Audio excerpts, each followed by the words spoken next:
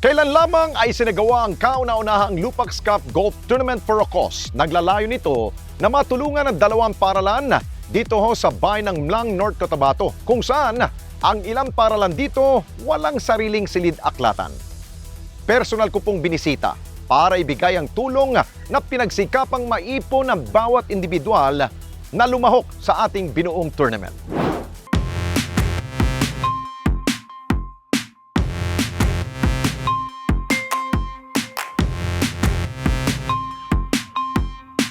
Nitong nakalipas na buwan ng Hunyo, araw mismo ng aking kaarawan, idinaos natin ang kauna-unahang Lupax Cup Golf Tournament for a Cause, kung saan ang kinita ng torneo ay mapupunta sa ilang mag-aaral sa Mlang, North Cotabato.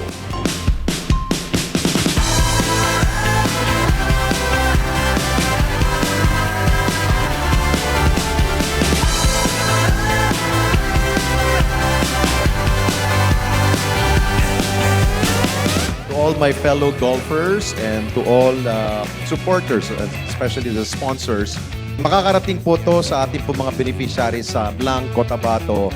Mga puso ho nila po doon, titibok at titibok. Talagang ang tulong ho ninyo ay it will reach more heights.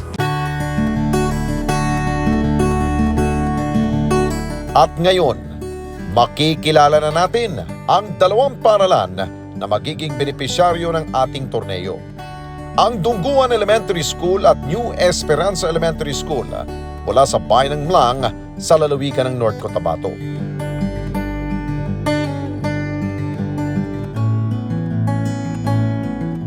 Ako po si Baisel Makatubak Tayong, Teacher 3, Teacher in Charge ng Dungguan Elementary School po. Yung school po namin ay na-establish noong July 1963 with 100% na Muslim learners. Yung philosophy po namin ay building lives and dreams. Nasa 768 po na learners yung population natin, yung enrollment po natin sa school na ito. Sa kabila ng pondong nanggagaling sa Department of Education, kulang pa rin ang kanilang silid-aralan. Kaya nagsasariling sikap sila upang madagdagan ang kanilang mga classrooms. Nasa po tayo ngayon, yung sa makeshift building namin, kung saan, katulad ng sabi ko, insufficient pa yung classroom namin, gumawa kami ng paraan para magkaroon kami ng another building na kung saan conducive din para sa mga bata. So, ito po yung napag-ipunan namin sa aming income generating project. Yung nakikita niyo po na sagingan dyan po kami kumukuha. Ngunit sa higit 60 taon na mula nang itatag ang kanilang paaralan, hindi sila nagkaroon ng silid-aklatan o library.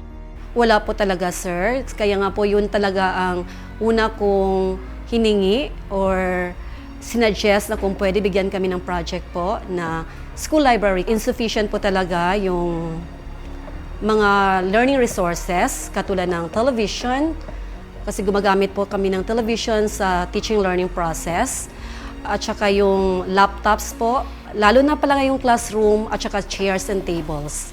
So, hindi po talaga namin may singit ang library. Mahalaga po siya, sir, kasi yung sa mga references po na makakatulong para sa paglago ng kaalaman ng mga kabataan, kailangan po talaga yung library para rin na yung sa time na idle time ng mga bata, ay doon sila mag-aaral at makadagdag pa ng matutunan po nila. Alam po naman natin ngayon ng social media na kung saan parang ninanakaw nila yung oras ng mga kabataan. So instead na doon po sa sila sa social media, magfo-focus doon sa mga aklat po, kasi talagang nakakatulong talaga ang mga aklat sa paglago ng kaalaman ng mga kabataan. Ito ay tinatawag na Timog Silangan. Ano yun? Nakilala namin ang isa sa mga guro sa paaralan na si Rahima at ibinahagi niya sa atin na wala silang silid-aklatan kahit noong nag-aaral pa siya sa Dungguan Elementary School. Dito ako gumraduate, dito ako nagtapos. 10 years ako nawala dito. Itong solar building at saka itong kinder building, wala pa po ito sa una. Ang sa likod po, 2 building lang po doon. Matatandaan ko po nung elementary kami, meron kaming mini library in every classroom. Hindi siya, hindi ni library nga separate. Gayunpaman, hindi ito naging hadlang upang magpatuloy siya sa pag-aaral at maging isang ganap na guro.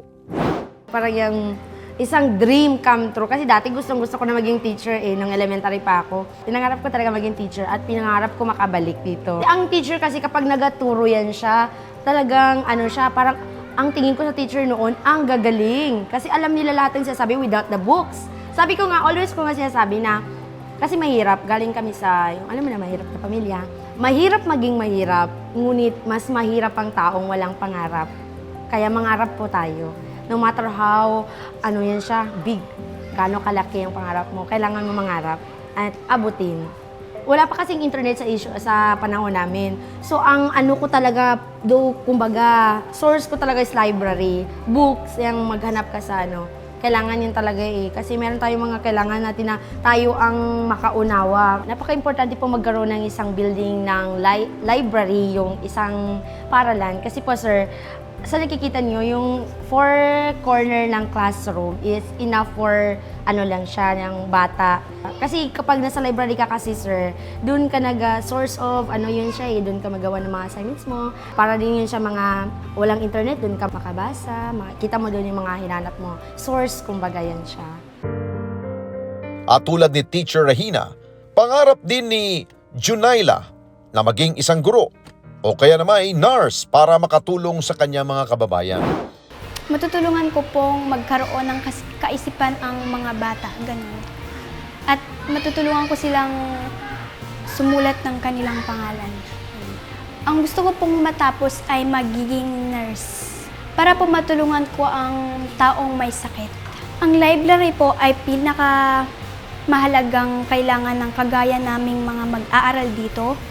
At ito po ay nakakatulong para madagdagan ng aming kaisipan at higit po sa lahat maging matalino. At sa tulong ng Lupax Cup Tournament, magkakaroon na ng katuparan ng kanilang hiling na magkaroon ng library.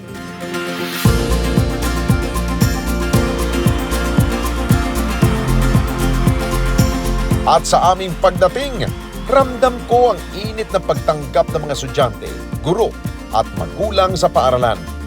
Lahat sila'y excited. Lalo na mga estudyante, nagwagayway pa ng iba't ibang kulay ng mga banderitas. Masaya ang buong paaralan na sumalubong sa buong Responde team. Kitang-kita kung paano nila pinaghandaan ang pagdating natin sa kanilang paaralan. Bagay na hindi namin inaasahan. To our distinguished guest, Sir Alex H. Santos, and the Responde News Team, headed by Mrs. Joy Castro, Sir Albert Santos and his company, our school teacher in charge, Ma'am Baisel M. Tayo, members of Philippine Army and Philippine National Police who are present, my fellow teachers, parents, everyone, mayong hapon! It is my distinct pleasure to welcome you all to our turnover ceremony of our library, building, and school supplies to Tungguan Elementary School. From the big heart man in television, Sir Alex H. Santos. Through this golf tournament for a cause, the Lupax Cup. Maayong nga hapon sa inyong tanan. Ako mga kasimanwa halindiri sa Banwa Nako, Mlang, North Cotabato.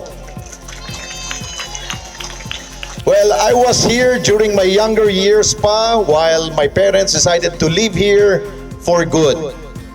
That is why I chose my mom's town to be the beneficiary of our Golf for a Cause. Ito po yung Lupax Cup, which by the way was a success last June 10, 2024. The title of the tournament is known as Lupax Cup. Diba, tatanungin nyo, Alex Santos, bakit Lupax? Lupax is my childhood nickname in Davao. Lumaki po ko sa Davao, pinanganak po ko sa Davao. We decided that this proceeds po of the Lupax Cup Golf Tournament will be allotted to our selected beneficiary. And walay pagduwa-duha, hindi kami nagdalawang isip. And we chose 2 elementary schools of the town of Mlang. Ito pong Tungguan at ang Esperanza Elementary School. Palakpakan naman! At bago formal na pasinayaan ang ginawang silid-aklatan sa paaralan, ipinamahagi muna natin ang mga school supplies na ating bitbit para sa may 800 estudyante ng Tungguan Elementary School. Ang mga bata, masayang-masaya sa kanilang natanggap na school supplies. This momentous occasion marks the culmination of days of hard work and dedication from various teams involved in the project. First and foremost, I would like to express my heartfelt gratitude to you, Sir Alex, for spearheading this initiative and providing the necessary resources to make it a reality. To Sir Albert Santos, we are fortunate to have leaders who recognize the importance of library in enhancing the learning experience of our learners.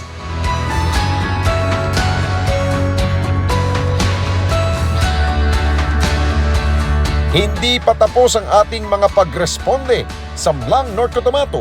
Ang kwento ng mga guro at mag-aaral sa New Esperanza Elementary School sa pagbabalik ng responde, mata ng mamamayan. Mga karesponde natin dito sa Net25, umabot na po ng 1 million subscribers ang ating YouTube channel. Kaya naman, masaya kami na ibahagi sa inyo na natanggap na natin ang YouTube Gold Play button. Dahil po yan sa walang sawa ninyong pagtangkilik sa mga programa ng Net25, lalong-lalo na po sa Responde, Mata ng Mamamayan. Kaya naman, congratulations po sa ating lahat. Keep on sharing, mga karesponde. Gawin nating viral ang bawat content natin ng pagtulong at pagresponde sa higit na nangangailangan. Maraming salamat po sa inyong lahat. Mga kababayan, salamat po sa inyong pong pagsubaybay sa Responde Mata ng Mamamayan. Para mapanood pa ang iba pa naming pagresponde sa ating mga kababayan, i-click lamang ang subscribe button at i-follow lamang ang Net25 social media pages at Net25 TV.